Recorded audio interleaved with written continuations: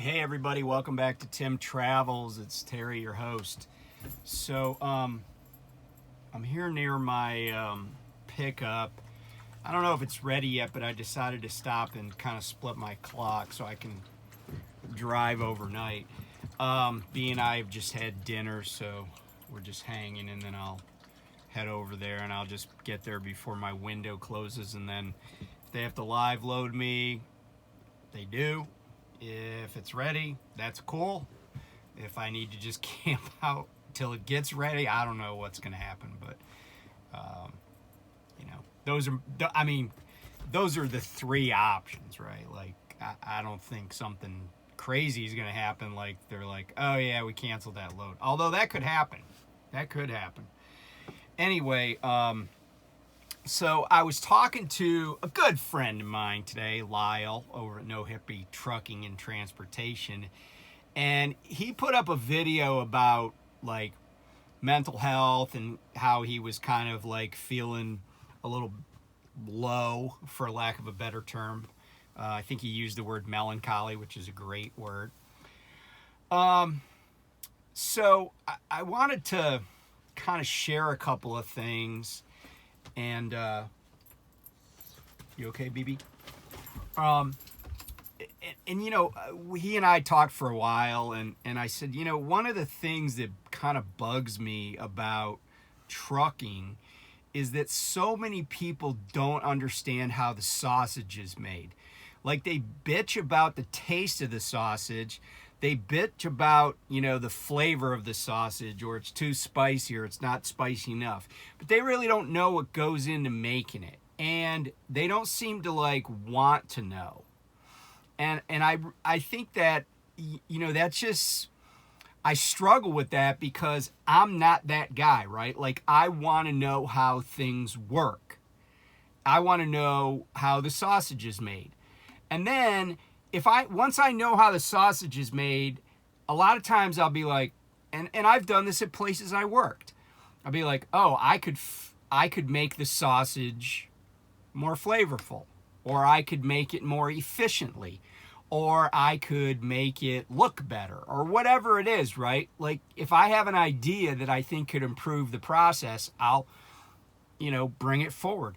But if a lot of times in my life when I've been like, oh, that's how that gets done, well, no wonder that's how it is, right? Like, I don't try to fix something that's I can't fix. I don't criticize people who are doing something that I can't do or do better, So like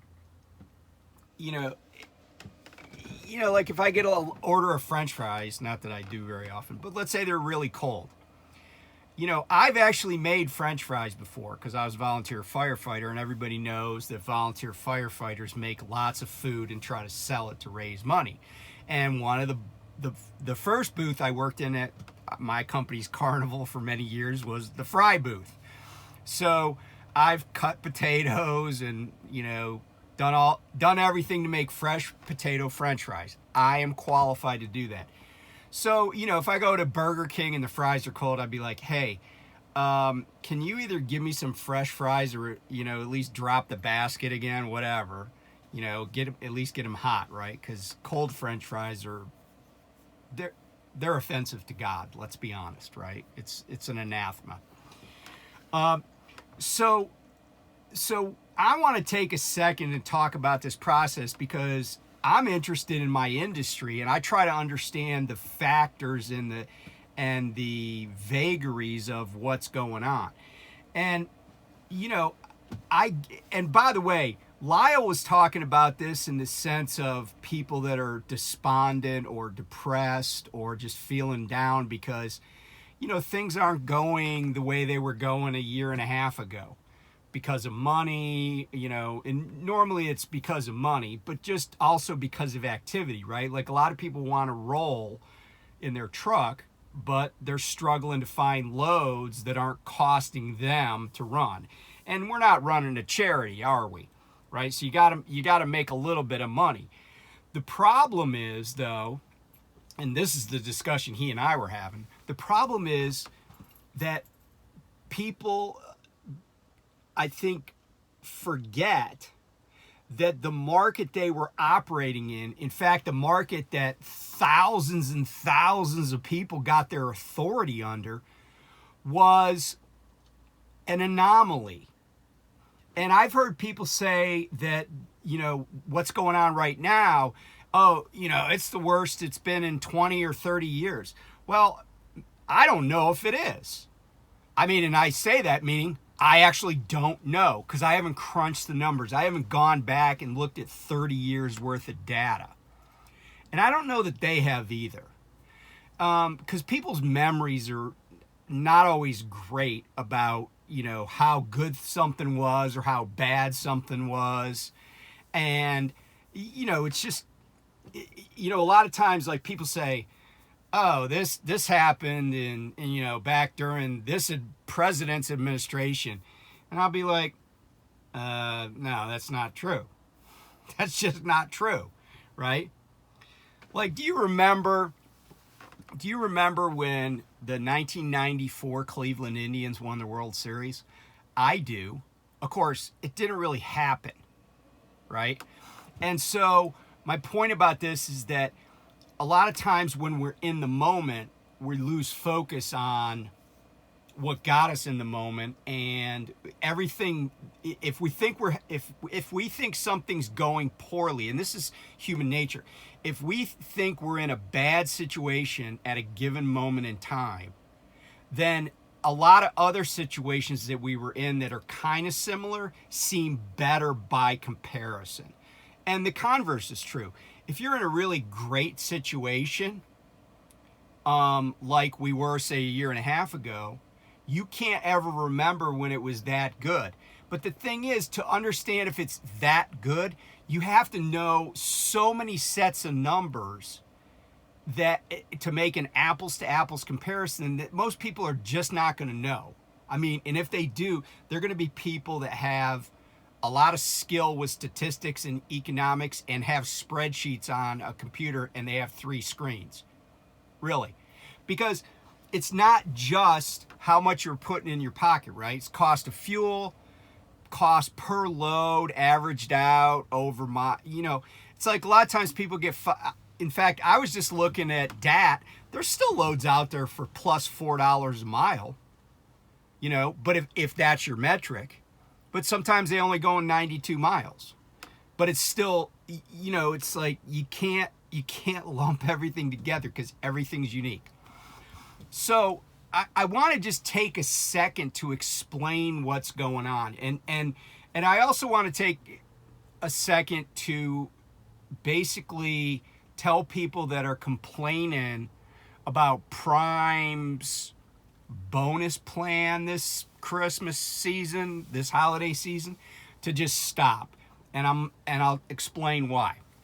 Okay, so first of all, let's talk about me, because I know about me. And I just went back and I did a quick Kenworth, Mid-Atlantic Kenworth pad review of my numbers, basically from November. And basically in November I ran, and there's maybe a little bit of a tail or a little bit of a head on it, but in terms of like overlap over the ends the beginning or the end of the month. But I basically ran 7,374 miles in the month. Took some time off. That's a little bit below what my average would be for 30 days. In that time, the truck made $17,733 in gross profit. So that's $2.40 a mile. Now, there's going to be a lot of people that are like, dude, you're freaking stupid, right? Who wants to run for $2.40 a mile? Well, the answer is, sort of obviously, I do. And you say, well, why would you? And keep in mind, I'm not a guy who's worked on the cheap, generally speaking, during my adult life. When I was in the military, I just took what they gave me because that's the deal, right? But when I was a lawyer, I was always trying to maximize my profit. and my income. But in this instance, right, you know, like I say, okay, 240 mile, but I have a fuel discount. You know, there's a lot of things I don't have to worry about. Like I don't have to file IFTA reports. You know, insurance is covered in the, you know, the insurance was already paid for before I got the 240. So out of that 240 mile, what do I have to do? I have to buy fuel, you know, make my fixed costs, and, you know, maintenance, and pay myself. And I don't include my own food in that, right? Because there are several ways to save on food. One is steal it from other people. 2 is roadkill. 3 is shop at Walmart and stay out of the fast food places at truck stops, which are more expensive than the fast food places, other places, which is already expensive, right? So, if that makes sense. So that's what happened to me in the month of November. But I was watching a video, and there's a gal that I watch. Her name is, well, I don't know what her real name is, but her channel is Leelee Out the Box. So Leelee Out the Box. And she is an independent trucker, right? She has her own truck.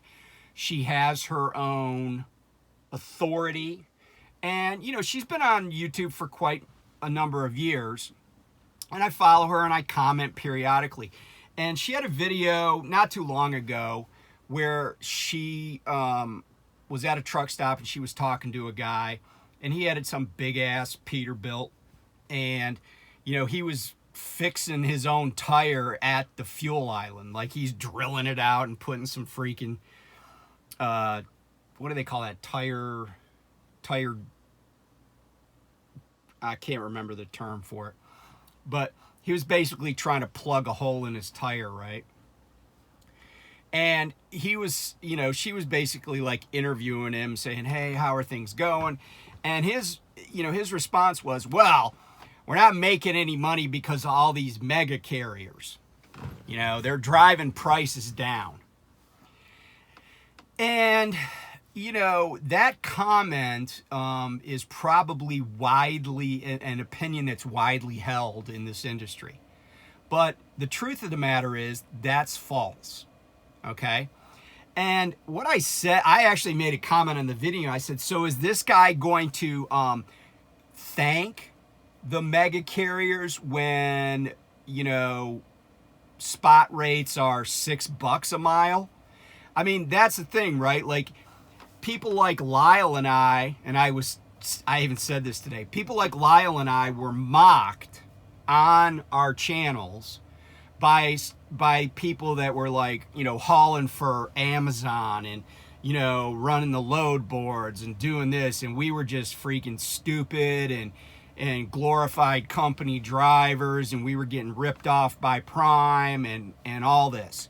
But now those same people aren't saying jack, right?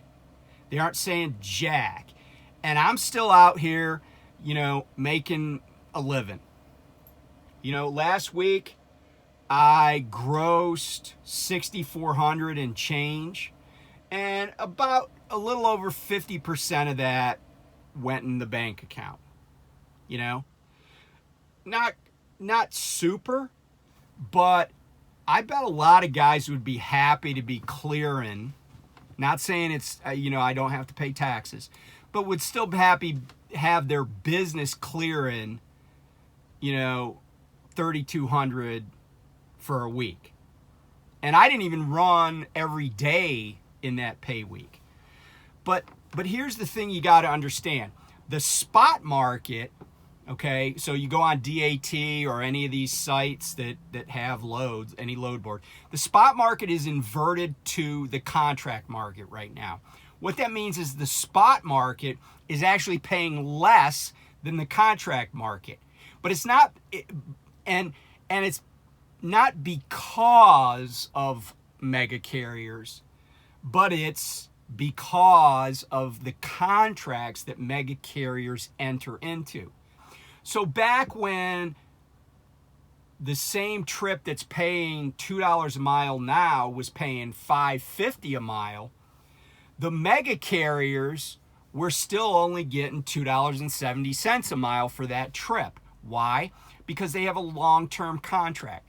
I'm getting ready to go pick up at Tyson. Okay? Tyson has contracts with lots of mega carriers. But Tyson does those contracts because they want to control pricing of transportation. Now, it may well be that Tyson is taking a hit to their profit margin because their cost for transportation as a percentage of their gross profits is higher than it was 2 years ago. Because 2 years ago, if we were getting $2.70 a mile, right, Tyson was killing it. But now at $2.70 a mile, well, they're not really killing it. It's eating into their profit margin. But so why did they not go to the spot market? Well, the answer is easy, right? First of all, because they have a contract, so that's kind of a thing. But second of all, because it doesn't do any good to, to bite the hand that feeds you. And the hand goes both ways, right? Goes both ways, right? Tyson is the hand that feeds Prime. But Tyson also needs carriers, not just Prime, because I'm sure, there are lots of other carriers, Hirschbach or KLLM or other large refrigerated carriers that are, they're all hauling for Tyson, right? Because Tyson's huge. But Prime is not going to get starved out of the market because of spot rates. And so those contracts, and the other term you need to know is tender rejections. And what tender rejections are, and there's a table for that. Like if you go on FreightWaves, you can see the tender rejections as, quantified. Tender rejections are at all-time lows, or historic lows, I guess you'd say. What that means is that contract carriers are accepting way more loads than they have, let's say, a year and a half ago. And so what would happen is, let's say that Tyson said, hey, Prime, we need you to handle 500 loads a week. Okay? Prime was contractually obligated to handle 500 loads a week. But anything over that, and I'm simplifying here, but anything over that, Prime could say, we can't take it. And here's the thing. If let's say that Tyson had 700 loads they needed handled, Prime says, well, we're contracted at $2.70 a mile. Spot rates are for that load, or for those loads, are going to average $3.80 a mile. We're not going to take them at our $2.70. We're going to let them go out to the spot market. Then we're going to bid on them on the spot market to make more money. Now, sometimes carriers, that's how the game is played, right? And so now, though, Tyson might be like, look, we only got 400 loads this week. Well, they're not obligated to come up with 500 loads, right? You're not going to kill extra pigs and cows if nobody's going to eat them. So, but they're not trying to drive the $2.70 a mile down for the reasons I elucidated, right? It's a contract, plus they don't want to crush the people that take care of moving their product. So that's where we are right now. And getting back to the Prime bonuses, right? Prime is not in a position, not because Prime's not a good company, but just because of the market. Prime can't go out like they did last year and say, hey, if you want product hauled between these dates, we're going to have to tee up drivers for that, but you're going to have to give them incentive to get off of their couches and come out on the road. Here's what you need to pay extra. They can't do that right now because even though those companies want to keep a good relationship with large carriers, they're not going to commit economic suicide. They're going to say, look, that all sounds good, but we can get somebody to carry it for cheaper than we're already paying you. We're just honoring our contract, but we're not going to pay extra. So what happened is the leadership at Prime, and by the way, I've been vocal about issues I have at Prime, but the leadership at Prime, from what I can tell, because, you know, they put together a bonus pool that by my calculation, you know, is worth in excess of $200,000. Right now, you know, look, it's $1 billion company. You know, it's more than $1 billion company. So is $200,000 a lot of money? Not really, but it is. You know, and I still think they're going to pay the, you know, the cash bonus that they did last year. And so, you know, what I think is that, you know, you just need to be great. You need to you need to understand your industry. And if you're at Prime or another company that's doing something, you need to be grateful for it, right? Because this is not a great time to be lavish and to be just blowing cash. You know, Prime is doing 3, but maybe 4. I don't know. They did 4 like summer picnic parties, and I went to the one actually at the Manuka terminal, which I don't think was advertised company wide, but they had one, and Mr. Lowe and lots of people were there. Steve Field was there, you know, a bunch of other higher up folks. So I don't know that they're not doing, I think they are doing a Christmas party at Manuka actually, because I think I saw a flyer for it, but that's not, I don't think that's promulgated company wide. But they're doing, so essentially 4 Christmas parties. And if you've never footed the bill for a Christmas party, I could tell you from personal experience, they're not cheap. Even if it's just pretty pedestrian food. I mean, we used to have really, really nice ones because my business partner, my law partner, was a foodie, and we would drop a butt ton of money considering how few people we had. But, you know, they're doing things that they can that are in the budget, okay? And, you know, you wouldn't really want the company, let's say that the company was just like, hey, we're going to put up the money to cover these holiday loads. You know, how would you feel if they did all that and then, you know, in March they're like, look, you know, we're not going to buy, you know, we're not buying any new trucks for the next 6 months, or, you know, we're going to have to charge more at the cafeterias or whatever. I mean, Prime does a lot of stuff that for everybody at the company, not just lease operators, not owner operators, but everybody, company drivers, they do a lot of things that are helpful financially. And, you know, I've said it before, they subsidize the food in the cafeteria, in the North Star grills. They subsidize stuff in the store. They give you points to spend in the store for trucker appreciation week or month or whatever it is. You know, it all adds up, right? I mean, you do the math, right? Like just the $70 per driver. Supposedly there's 8,000 drivers at Prime. That's over $500,000 just to give everybody $70. You know, so like I said, it wouldn't shock me to learn that just this Christmas season, with the, you know, little bit of cash they give everybody, the bonus pool, and this, by the way, is just reefer, right? I don't even know if there's anything for flatbed or tanker or intermodal, right? Plus the Christmas parties, you know, they're probably in this about $1 million, you know, or more. I mean, it wouldn't surprise me that if somebody showed me the numbers, I went up and talked to the CFO, he would show me numbers that were substantially more. You know, venues don't come cheap, especially around the holidays. You know, so it is still a big deal. It's just different. And so if you're out there running and you're upset with the spot market, you know, it's not really because of companies like prime, right? The spot market is basically the fallback for every shipper.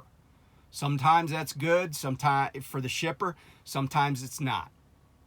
You know, and same with these contracts, right? Sometimes it's good for the shipper, sometimes it's not.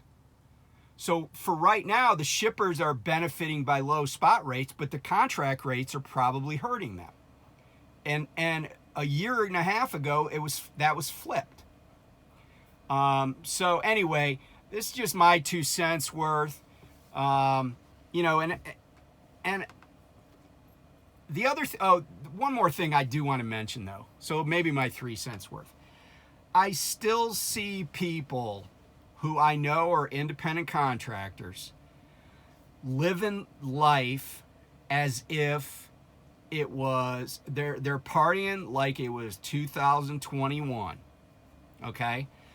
You know, I just looked it up. So a diesel truck like mine, but you know, mine gets way better fuel economy, just the engine itself, than say somebody that's got a truck that's 15 years old, right? But the average is 0.8 of a gallon per hour when a truck is idling. And I can't tell you how many times I'm parked next to trucks that straight up idle for, you know, 12 straight hours.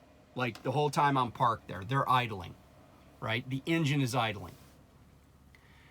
And sometimes, you know, it's not hot out, it's not cold out, it's just room temperature.